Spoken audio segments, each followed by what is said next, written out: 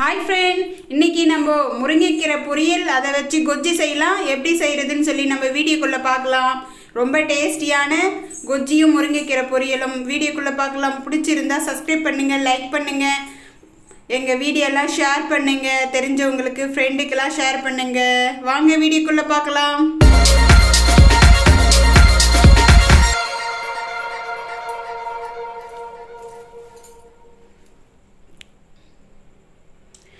முருங்கைக்கீரை நல்லா தள்ளன்னு இப்போ நல்லா கிடைக்கு.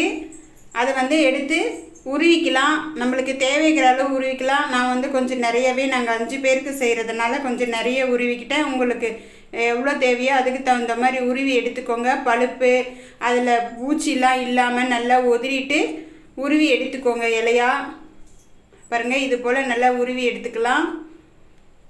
முருங்கைக்கீரை அவ்வளோ இரும்பு சத்து நிறைந்தது. கன்சீவ் ஆக்கிறவங்க தான் சாப்பிட்ணும் அப்படின்னு இல்லை, நம்மள மாதிரி இருக்கிறவங்களும் சாப்பிட்டா அவ்வளோ நல்லது உடம்புக்கு. கீரை வகையில் எது கீரை வகை சாப்பிட்டாலும் ரொம்ப நல்லதுங்க. அதுலேயும் முருங்கைக்கீரை ரொம்ப ஒஸ்தியானது. பாருங்கள், ஒரு கப்பு நிறைய வந்துச்சு. ஃபுல்லாக உருவி எடுத்துட்டோம். நாங்கள் உருவிட்டு நல்லா வேக வச்சு எடுத்துக்கலாம் முருங்கைக்கீரையை. பாருங்கள், இந்த போல் வேர்க்கடலை வறுத்து இந்த மாதிரி அப்படியே அந்த தோலை எடுக்கிறதுக்காக இந்த மாதிரி வச்சு அப்படியே நசுக்குனோம்னா ஒன்றும் பாதியமாக இது பண்ணுங்க. அதை புடச்சி எடுத்துகிட்டு ஒரு கப்பில் எடுத்து வச்சுக்கலாம். பாருங்கள், வேக வச்சு அந்த தண்ணியை வடித்து தனியாக எடுத்துட்டேன். கீரை தனியாக இருக்குது. நம்ம அந்த தண்ணியை வேஸ்ட்டு பண்ண போகிறதில்ல. நிறைய பேருக்கு கீரை சாப்பிட்டா பேதியாகுது அப்படி இப்படின்னு எதுனா முடியாத போகுது அப்படின்னுலாம் சொல்லுவாங்க. இது போல் வேக வச்சு நம்ம செஞ்சோம்னா ரொம்ப நல்லா உடம்புக்கு நல்லா ஜீரணம் ஆகிடும். இப்போ ஒரு கப் எடுத்து வேர்க்கடலை 150 கிராம் எடுத்து அதில் சேர்த்துக்கலாம். நம்ம இதை தூள் பண்ணுறதுக்காக சேர்த்துக்கிறேன். அதை நல்லா நம்ம தூள் பண்ணி எடுத்துகிட்டு வந்துடலாம்.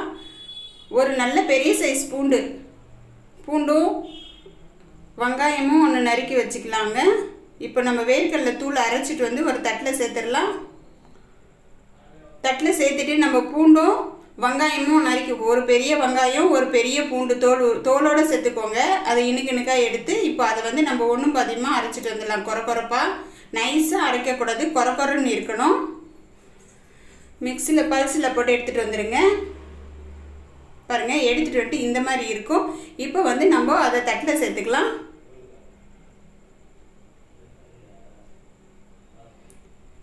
அது போல் நல்லா கொரன்னு எடுத்துகிட்டு வந்துடுங்க. நைஸாக அரைக்க விடாதீங்க, நல்லா இருக்காது டேஸ்ட்டு. அதனால தான் கொரன்னு எடுக்கணும். இப்போ இதை தட்டில் சேர்த்துட்டு இது அப்படியே இருக்கட்டும். இப்போ நம்ம அந்த வேர்க்கடலை தூள் அரைச்சிட்டு வந்தோம்ல, அதில் 1 ஸ்பூன் மிளகாத்தூள், குழம்பு மிளகாத்தூள், சாம்பார் பொடின்னு இல்லைங்களா, அது சேர்த்து நல்லா மிக்ஸ் பண்ணி விட்டுக்கலாம். அந்த வேர்க்கடலை தூளில் மிக்ஸ் பண்ணி விட்டுக்கலாம்.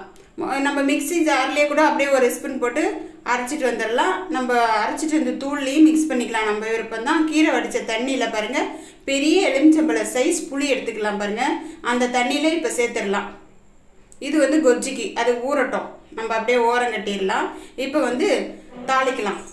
எண்ணெய் ஊற்றி 2 ஸ்பூன் எண்ணெய் சேர்த்துக்கலாம். ஒரு கடாயை வச்சு 2 ஸ்பூன் எண்ணெய் சேர்த்துட்டு சூடு ஏறட்டும்.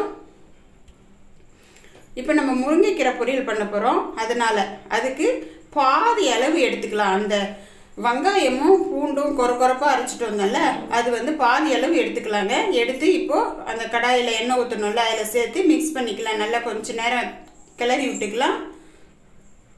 அந்த பச்சை வாடை போகிற அளவுக்கு. பாதி போதும், பாதி நம்மளுக்கு கொஜ்ஜிக்கு வேணும். அதனால் இப்படி கொஞ்ச நேரம் மிக்ஸ் பண்ணி விடுங்க. அந்த பச்சை வாடை போட்டு பாருங்கள், கலர் சேஞ்ச் ஆகி வருது பார்த்தீங்களா. இந்த சமயத்தில் நம்ம வேக வச்சுருந்தோம்ல, தண்ணி வடித்து அந்த கீரையை எடுத்து நல்லா ஊற்றி போட்டுக்கோங்க. அப்படியே உதிரி ஆக்கிடுங்க அப்படியே. ஏன்னா அது ஆறின உடனே அப்படியே ஒன்றோட ஒன்று சேர்ந்துக்கும் கீரை. இது மாதிரி உதிரியாக ஆக்கி போட்டுட்டு நம்ம இப்போ மிக்ஸ் பண்ணி வச்சு அந்த தூளை சேர்த்துக்கலாம். வேர்க்கடலையும் மிளகாத்தூளும் மிக்ஸ் பண்ணி வச்சுருந்தோம் இல்லைங்களா தட்டில், அதை சேர்த்துக்கலாம். இப்போ ஒரு 4 ஸ்பூன் சேர்த்துக்கலாம். 3/4 பங்கு சேர்த்துக்கலாங்க. 1/4 பங்கு தூள் வைக்கலாம், போதும் நம்மளுக்கு கொஜ்ஜிக்காது. பாருங்கள், இதை நல்லா மிக்ஸ் பண்ணி விட்டுக்கலாம். இப்போது இந்த போல் கீரை செஞ்சு கொடுங்க. சாப்பிடாதவங்க கூட சாப்பிடுவாங்க, விரும்பி மறுபடியும் செஞ்சு தாங்கன்னு சொல்லுவாங்க. கீரையும் நல்லா வெந்துட்டுருக்குறோம், வயசானவங்க கூட சாப்பிட்லாம். அப்படியே வாயில் வச்சோடனே கரைஞ்சிடும். நம்ம ஏற்கனவே கீரை வேக வச்சுட்டதுனால பாருங்கள், ஒன்றோட ஒன்று ஒட்டி இருக்கிறத நல்லா உதிரி உதிரியாக ஆக்கிக்கோங்க. அப்போ தான் அந்த மசாலாலாம் அதில் சேர்ந்து நல்ல டேஸ்ட்டாக இருக்கும். நல்லா உதிரியாக்கிட்டேன் நான். ஒன்றோட ஒன்று கட்டி ஆகிட்டு இருந்தது பாருங்கள். இது மாதிரி நல்லா மிக்ஸ் பண்ணி விட்டுட்டு, நம்ம சால்ட்டெல்லாம் இது வரைக்கும் போடலை. இப்போ தான் லாஸ்ட்டாக சால்ட்டு கொஞ்சமாக சேர்க்குறோம். நம்ம ஒரு 1/2 ஸ்பூன் சால்ட்டு சேர்க்குறோம். உங்களுக்கு தேவைக்கு ஏற்ப சேர்த்துக்கோங்க.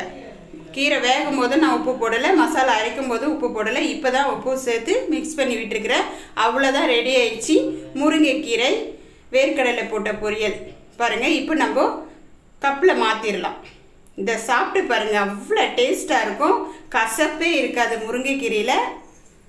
பாருங்கள், இப்போ அந்த தண்ணி கொஜ்ஜி செய்கிறது எப்படின்னு சொல்லிட்டு பார்க்கலாம். அந்த தண்ணியில் புளி போட்டு வச்சுருந்தோம், அதை நல்லா கரைச்சி எடுத்துடலாங்க. அந்த திப்பியெல்லாம் நல்லா புளியை வந்து நல்லா கரைச்சிட்டு அந்த திப்பியை பிழிஞ்சு சுத்தமாக எடுத்துடலாம். மண் இருந்தால் வடிகட்டிக்கோங்க. எங்கள் புளியில் மண் இல்லை, அதனால் நான் அப்படியே பிழிஞ்சு எடுத்துக்கிறேன். இப்போ வந்து நம்ம மீதி வச்சுருந்தோம் இல்லைங்களா, ஒரு 1/4 பங்கு வேர்க்கடலை தூள், அதை வந்து சேர்த்துக்கலாம். அப்புறம் அந்த பூண்டும் வெங்காயமும் கொஞ்சம் வச்சுருந்தோமா, அதையும் அதுலேயே சேர்த்துடலாங்க. அந்த பச்சை புளியிலேயே அப்படியே சேர்த்துடலாம். அப்படியே சேர்த்து நல்லா கரைச்சிட்டு வெறும் மிளகாத்தூள் சின்ன ஸ்பூனில் 1 ஸ்பூன் சேர்த்துக்கோங்க. பெரிய ஸ்பூன் வந்து 1/2 ஸ்பூன் சேர்த்துக்கோங்க.